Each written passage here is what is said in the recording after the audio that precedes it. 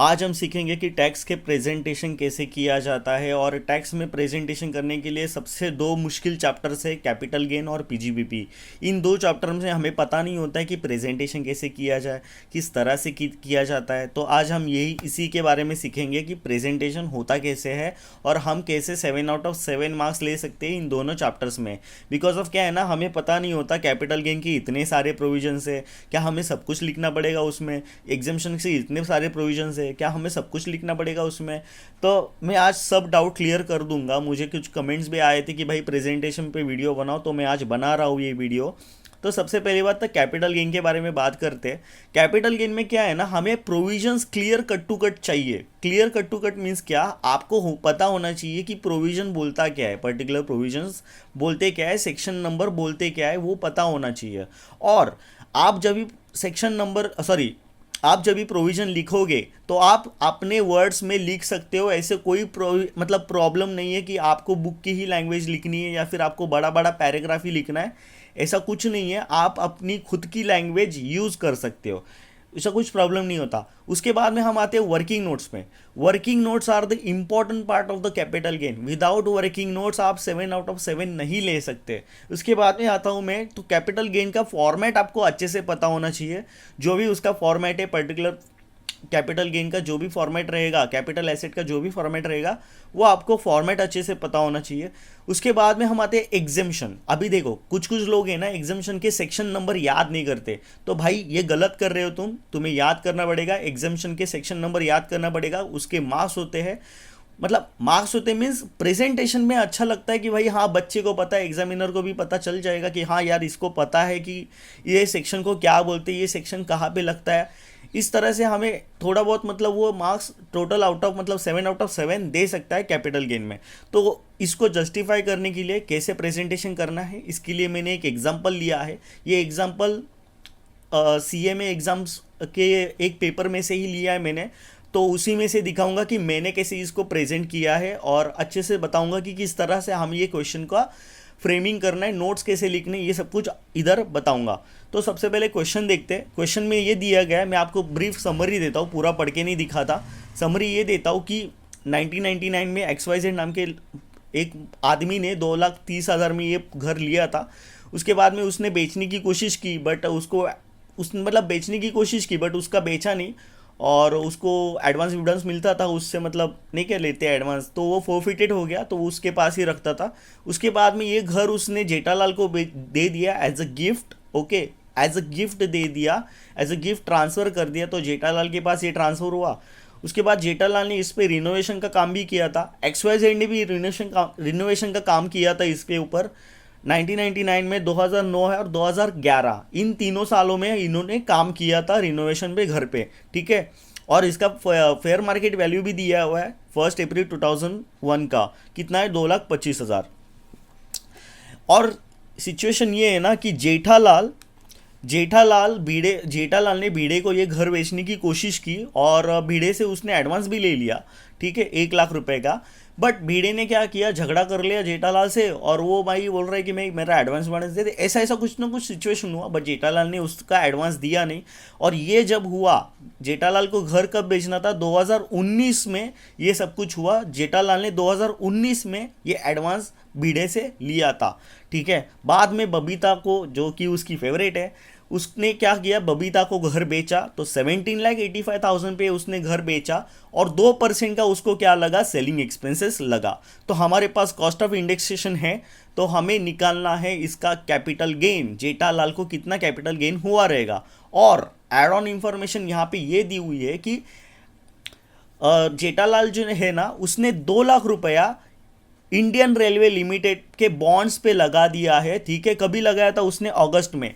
तो ये याद रखना कि उसने घर कब बेचा है, जैन 2023 में घर बेचा है और अगस्त 2023 में उसने अपना पैसा इंडियन रेलवे बॉन्ड्स पे लगा दिया है। तो ये वाली सिचुएशन हो गई क्रिएट। ठीक है, ये वाला सिचुएशन है। अभी हम इसका आंसर देखते हैं कैसे फ्रेम करते हैं।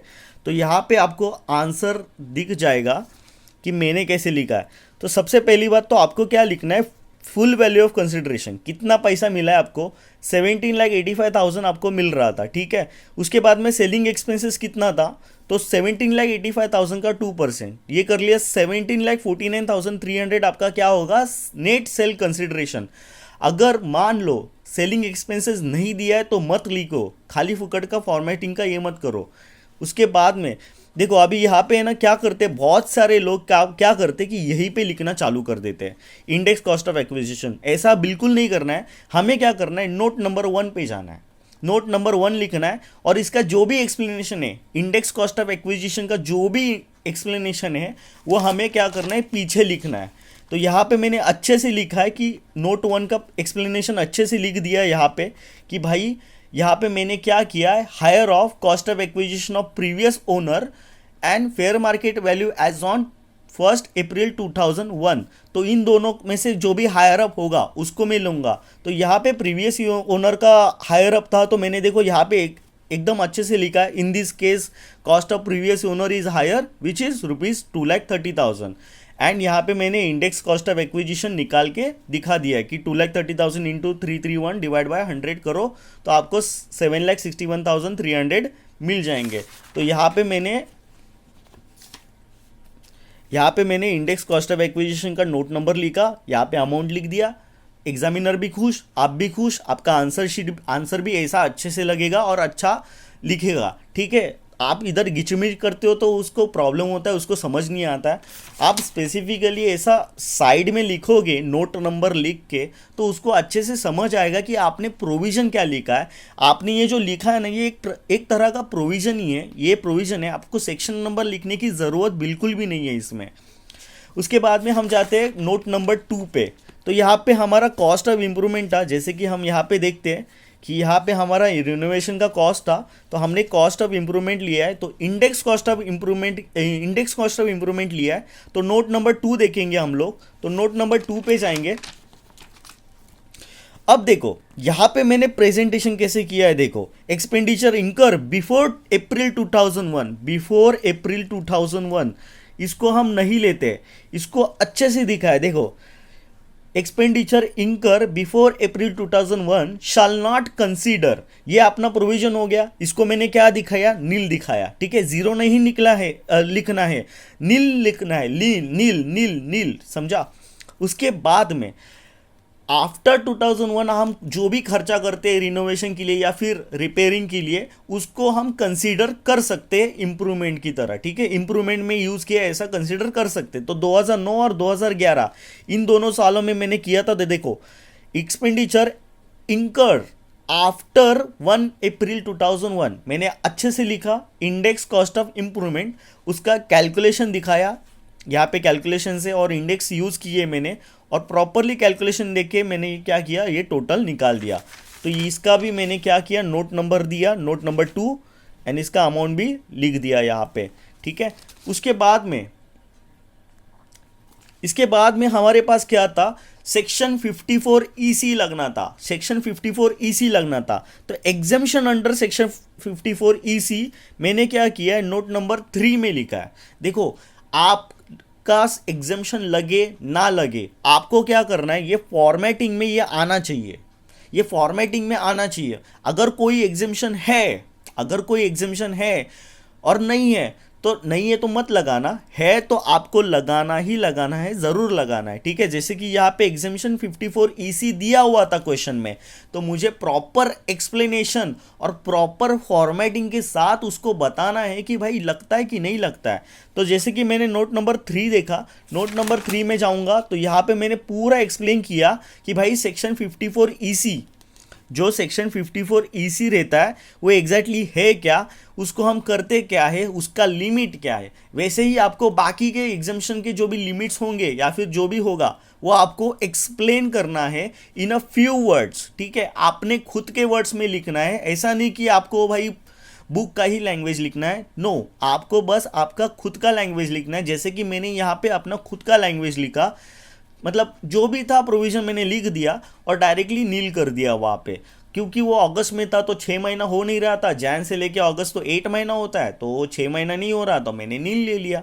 तो ऑब्वियस सी बात है ये प्रोविजन बिल्कुल नहीं लगेगा, तो सेक्शन 54EC नहीं लगेगा, उसके ऊपर नील लगेगा। ठीक है, उसके बाद में अभी देखो एग्जामिनर आपके 1-2 मार्क्स कैसे काटेगा मैं बताता हूँ। यहाँ पे फोरफिटेड की बात की गई है, एडवांस फोरफिटेड के क्वेश्चंस आते हैं और यहाँ पे एडवांस फोरफिटेड किया हुआ है तो उसका हमें प्रोविजन लिखना ज़रूरी है। वो हम दिखाते नहीं है किसी में भी, मतलब अगर बिफोर 2014 होगा, अगर बिफोर 2014 होगा तो index sorry cost of acquisition से हम माइनस करते हैं, ये तो हमें पता है। बट आफ्टर आफ्टर 2014 हुआ तो क्या होगा, तो उसका भी हमें क्या करना है, नोटिंग करना है। तो मैंने यहाँ पे नोट नंबर 4 लिखा है, जिससे कि मुझे एग्जामिनर टोटल मार्क्स दे दे, टोटल पूरे टोटल मार्क्स दे दे। मैं उसको एक भी मार्क्स ले जाने की ये नहीं करूँगा, मतलब भाई तू ले ही नहीं जा सकता, लेके दिखा मेरे इधर से, मैं तेरे को मानता हूँ तो मैं तेरे को चांस ही नहीं दूंगा लेके जाने के लिए। तो यहाँ पे मैंने एडवांस फोरफिटेड किया, इसका थोड़ा बहुत प्रोविजन एक्सप्लेन किया, दैट्स इट, हो गया। ये आपका हो गया 7 मार्क्स का proper question, sorry proper answer. और इससे आप इम्प्रूव कर सकते हो, आपका मॉडिफिकेशन कर सकते हो इसमें। मैंने बताया कि आपको 7, आपको लग रहा होगा ये बहुत बड़ा है, जब आप सॉल्व करने बैठोगे ना तो ये कुछ ज़्यादा बड़ा नहीं होता है, ईजिली आप मतलब 6-7 मिनट में आप लिख लोगे, आपका स्पीड अच्छा होगा तो आप लिख लोगे। प्रैक्टिस यहाँ पे इंपॉर्टेंट है। उसके बाद में हम पीजीबीपी पे जाते हैं। अभी मैंने कैपिटल गेन का बताया, यही फॉर्मेटिंग यूज करना है बाकी कैपिटल गेन के लिए भी। अब आते हैं पीजीबीपी पे। पीजीबीपी पे ऐसा क्वेश्चन आता है, ये दिसंबर 2023 का क्वेश्चन है, 2022 के सिलेबस का। ये देखो यहाँ पे पूरा क्वेश्चन दिया हुआ है, ऐसा क्वेश्चन दिया हुआ है, यहाँ पे एडजस्टमेंट दिए हुए हैं। मैंने 2 अल्टरनेटिव निकाले हैं। एक अल्टरनेटिव्स में मैंने प्रॉपर एकदम फॉर्मेटिंग में करते हैं ना वैसा दिखाया है, दूसरा फॉर्मेटिंग अपने वाला मीन्स व्हाट, कि हम कैसे यूज करते हैं, हम कैसे करते हैं, मतलब फास्ट फास्ट करते नहीं क्या भाई, यार पेपर है जल्दी जल्दी जल्दी जल्दी। तो सेकेंड अल्टरनेटिव अपने लिए है, ये प्रॉपर जिनको एकदम अच्छे से पेपर लिखना है, एकदम प्रॉपर एकदम नीट एंड क्लीन लिखना है, तो उसके लिए आप पहले पहला वाला अल्टरनेटिव देखिए। तो सबसे पहले केस समझते हैं। यहाँ पे क्या है कि यहाँ पे सब एक्सपेंसेस दिए हुए हैं, यहाँ पे इनकम दी हुई है, नेट प्रॉफिट दिया हुआ है, और यहाँ पे एडजस्टमेंट दी हुई है। एडजस्टमेंट में बैड डेब्ट्स है, depreciation as per the income tax act है, और यहाँ पे एसएससी का एक सिचुएशन है। तो मैंने यहाँ पे पूरा ये किया। आपको चाहिए तो दिसंबर 2023 का पेपर देख लो, आपको समझ आ जाएगा क्वेश्चन क्या है। नहीं तो यहाँ पे मैंने दे दिया, तो यहाँ पे पढ़ लेना पॉज करके।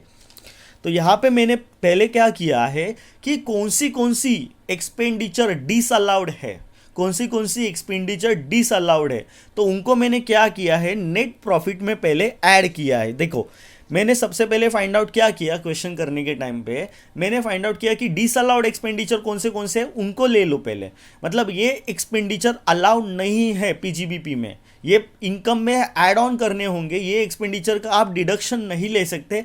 ऐसे एक्सपेंडिचर को मैंने क्या किया है, ऐड ऑन कर दिया है। तो उनको मैंने पहले फाइंड आउट किया, किधर से, यहाँ से मैंने फाइंड आउट किया। ठीक है, मार्क डाउन करके रख दो फिर भी हो जाएगा। तो मैंने ये सब कुछ लिख दिया कि भाई जितने भी थे मैंने लिख दिए। उसके बाद में यहाँ पे प्रोविजन फॉर डेप्रिसिएशन, सब रेंट एंड टैक्सेस का भी एक प्रोविजन था, तो वो भी मैंने वहाँ पे लिख दिया। मतलब 1700 ऐड ऑन करना था, तो मैंने वो कर दिया। ठीक है, उसके बाद में मैंने क्या किया, टोटल बनाया। तो 14,770 का एक टोटल बनता है, उसको मैंने क्या किया, 1,80,150 में क्या किया, नेट प्रॉफिट में ऐड किया। ठीक है, अच्छे से ऐड किया यहाँ पे। उसके बाद में इनकम डिसअलाउड, जो इनकम है वो इनकम अलाउड नहीं है, कौन सी वाली इनकम अलाउड नहीं है, वो मैंने क्या किया, डिसअलाउड किया। मतलब क्या किया, वो इनकम नेट प्रॉफिट से मैंने माइनस कर दी। तो यहाँ पे हमारी जो इनकम है वो है interest on government securities and rent from house property. ये जो है ना, ये दूसरे हाउस से, मतलब हाउस बोल रहा हूँ सॉरी, हेड्स की इनकम है। ठीक है, मतलब गवर्नमेंट सिक्योरिटीज तो मतलब इसकी है, आईएफओएस की है, और रेंट फ्रॉम प्रॉपर्टी तो अपना हाउस प्रॉपर्टी में जाता है। ठीक है, तो यहाँ पे पीजीबीपी में उसका कुछ काम नहीं है, तो इसके लिए मैंने उनको माइनस कर दिया। ठीक है, और अभी बात आते हैं हमारी एडजस्टमेंट के। तो एडजस्टमेंट में सिर्फ एक्सपेंडिचर ही थे जिनको मैंने माइनस करने थे, तो मैंने उनको भी माइनस कर दिया और प्रॉपरली मेरा एक आंसर आ गया। बस इतना ही करना है, ज़्यादा कुछ नहीं करना। पीजीबीपी में इससे ज़्यादा कुछ नहीं करना। हाँ, अगर मान लो कोई ऐसा क्वेश्चन आ गया कि भाई क्रेडिटर को 35,000 का पेमेंट कैश में किया, 35,000 का पेमेंट कैश में किया, तो हमें दिमाग लगाना है कि हाँ भाई प्रोविज़न क्या बोल रहा था कि बाबा 10,000 तक का ही कैश में कर सकते, उसके ऊपर का आप नहीं कर सकते कैश में। तो आपको ये प्रोविज़न वहाँ पे लिखने हैं एज अ नोट। यहाँ पे देखो, यहाँ पे ऐसा मैंने लिखा, क्रेडिटर को अलाउ डिसअलाउड किया, वो ऐड ऑन किया, तो यहाँ पे मेरे को ऐड करके दिखा देना है पूरा पूरा, वो एक्सपेंसेस अलाउ नहीं है ऐसा करके दिखा देना है। तो ये सब कुछ आपको आना चाहिए। तो इसके लिए आपको पीजीबीपी के प्रोविजंस पता होनी चाहिए। पीजीबीपी के प्रोविजंस आप सिर्फ क्या बोलते हैं, रीडिंग लगा दो कि कैसे करते हैं, आपको समझ में आ जाएगा। अब आते हैं दूसरा तरीका, जो तरीका हम अप्लाई करेंगे, जो तरीका मैंने भी अप्लाई किया था मेरे सीए के एग्जाम्स में। तो यहाँ पे हम क्या करते हैं कि जितना भी एक्सपेंसेस दिख रहा है जो डिसअलाउड है सबको ऐड करो भाई। मतलब मेरे को जो जो एग्जाम में मतलब जो जो दिख रहा था उसको मैंने क्या किया, ऐड ऐड ऐड ऐड करते चला गया। बीच में देखो, यहाँ पे देखो प्रोविजन फॉर डेप्रिसिएशन आ गया, ठीक है, यहाँ पे मैंने माइनस कर दिया इनकम। तो मतलब किधर भी डाल दो, मतलब मेरे को एडजस्टमेंट दिख गया, हाँ भाई डेप्रिसिएशन का एडजस्टमेंट है, इसका एडजस्टमेंट है, चलो अटैच करो दोनों को। तो इस तरह से मैंने इनको क्या किया है, पूरा प्रॉपरली फ्रेम आउट किया है। उसके बाद में बैड डिप्स का देखो, बैड डिप्स का यहाँ पे लिख दिया, ठीक है, और रिजर्व प्रोविजन का ये कर दिया। तो इस तरह से हमें करना है हमारा देसी वाला तरीका। इसके बाद में ये माइनस माइनस इनकम माइनस कर दिए, तो यहाँ पे भी आपको एक आपका आंसर आ जाएगा, ठीक है। अब आते हैं इस बात पे कि अगर मान लो 44 AD आ गया, 44 ADA आ गया, टैक्स ऑडिट का कोई क्वेश्चन आ गया, ऐसा कोई क्वेश्चन पीजीबीपी में आ जाए, थियरी वाला क्वेश्चन, तो कैसे किया जाए। तो सबसे पहले बात याद रखना, आपका थियरी अगर केस स्टडी आ गया, थियरी वाला क्वेश्चन आ गया, सबसे पहले आपको प्रोविजन लिखना है उस केस स्टडी के रिलेटेड। ज़्यादा से ज़्यादा तो ये 90% तो मैं मतलब बोल रहा हूँ कि ये प्रॉफिट एंड लॉस वाला ही आएगा। बट मान लो आ गया आपका, तो आपको कैसे करना है केस स्टडी। केस स्टडी के लिए क्या करना है, आपको प्रोविजन लिखना पड़ेगा। पहले सबसे पहले आपको प्रोविजन लिखना है। प्रोविजन लिखने के बाद आपके ओन वर्ड्स में प्रोविजन साफ सुथरे लिखने हैं, उसके फैक्ट्स लिखने हैं, फालतू की चीज़ें मत लिखना। वहाँ पे एग्जामिनर का दिमाग शांत करके लिखना।